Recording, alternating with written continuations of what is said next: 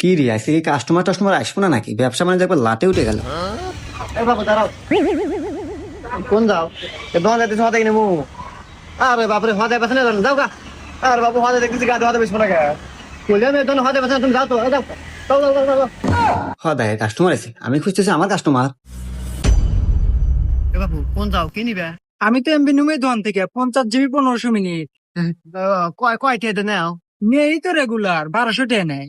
আমি তোমাক 834 টাকায় দেবো। না বাবু রাগ করলাম? না রাগ করি নাই, আরো খুশি আছি।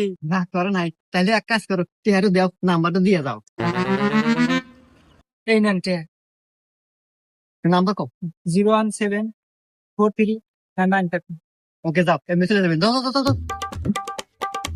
এ ভাই দাঁড়ান, কি কি নিবেন?